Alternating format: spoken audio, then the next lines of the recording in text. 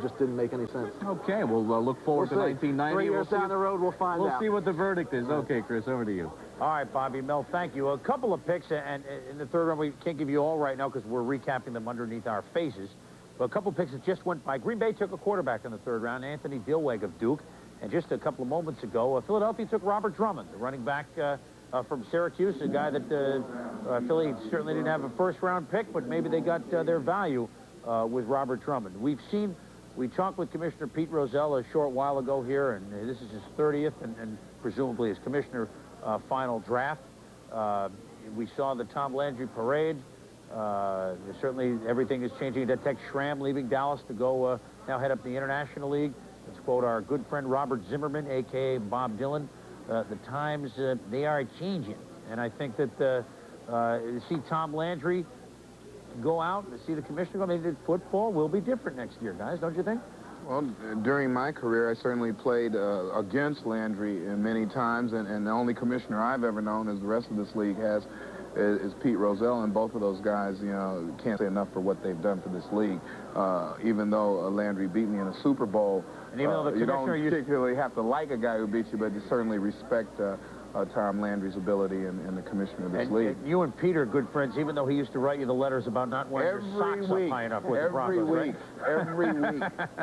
And Joe, I mean, the Cowboys without Landry, I mean, it must be bizarre, even for a Redskin. It's different. Yeah, even for a Redskin, it's different. I really believe that Tom built that organization, and, you know, the legacy of the Dallas Cowboys will go under, and it'll be because of what Tom Landry did. Although, as far as what Tom did, what Pete did, the National Football League is in good shape. It's going to move along very well. It's going to get very exciting. I think, you know, you're going to see maybe not the impact players and the names that we saw come in, but the National Football League is going to change only for the better. It's going to become more wide open. I think this year's going to be exciting. Mouse Davis is in. He's going to put the ball in the air. Cleveland's made some moves to get some wide receivers. I think it's, you know, duck and look out for footballs in the air this year, which is great for a guy who was a quarterback. I mean, that's the way it should be. Every year is exciting because I don't think anybody watching this show and all of us who are involved with it do it because we love the game. Let the games begin. It's been a game for 7 hours here as we continue our coverage of the third round from New York. And we'll be back to, heaven forbid, sum it up right after this. Now at Red Lobster, one great thing to... 2.5, 2 3/4 rounds deep. Winners. Chicago came in with 3 number ones, used 2 of them. How'd they do? I think they did great, Bob. I think when you look at Donnell Wolford, Trace Armstrong, 2 outstanding first-round choices. Roper could have been a first-round pick, just tailed off late in the year, didn't have the good combine, goes in the second, great pick at that point. Then they added 2 offensive linemen. So Watson and Fontenot, I thought they went a little higher than they should have, but it's only by a round or 2. And I really like what Dallas has done so far. Pittsburgh also, too, as you take a look at the selections for the Chicago Bears. Pittsburgh was able to complete the Merriweather transaction. He signed with the Vikings. They picked up the extra number 1. They've done things today. They did. They got Worley, which was the player that they should have taken. You're talking about a great running back. They missed Stevens by 1 pick. Tim Worley's going to be a great addition. Tom Ricketts, they need a left tackle, has a lot of ability. Dropped down late, could have very easily been a top 10 pick if he wouldn't have had that injury late in the year. And then you even look at Carnell Lake. I think he's going to be an outstanding safety, teaming with Thomas Everett. And they come back and get Derrick Hill, who's a steal in the 3rd round. And if you are a fan of the Lions and you're looking forward to the silver stretch of the run and shoot, you've got Barry Sanders, John Ford, offense right out of the box. And then Mike Utley in the 3rd round, that big offensive lineman that they're looking for as well. And there we sit. As we said, instant analyses can be dangerous. You're also looking really at the beginning is this draft, the last one for Commissioner Pete Rozelle. I would think let's look forward, not backwards, but more forwards and saying this could be the beginning of a new era. Certainly we will have a new commissioner. You've got the new ownership. You will have a new commissioner selected over the summer. You've got the new roster rules. We touched on how exactly that will be important with only 80 people under contract as of June 1. That will affect personnel decisions and Type B free agents. There is a new economic reality on the land and new rules by which to play. And perhaps this draft is day 1 of that new age. Chris?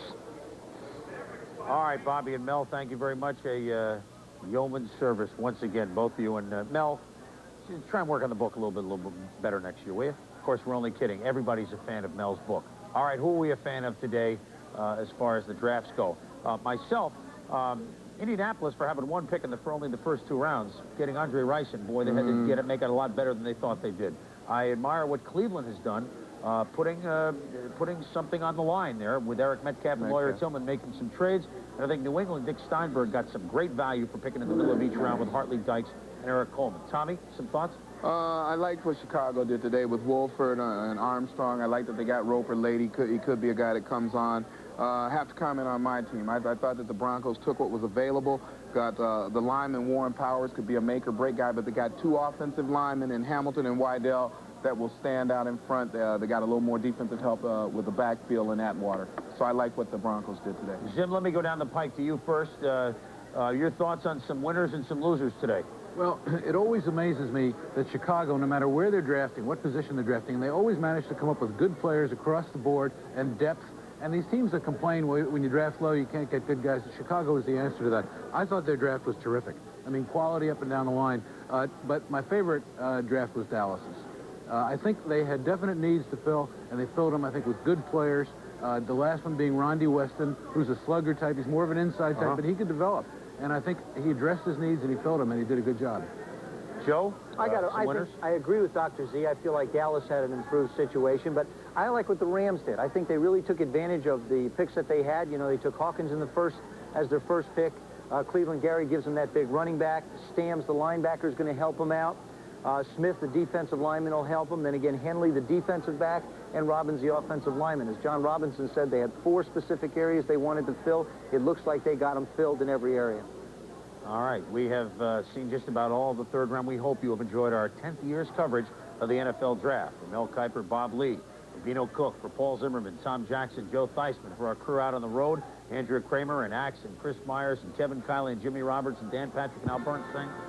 I think I'm Chris Berman. Thanks for watching. See you.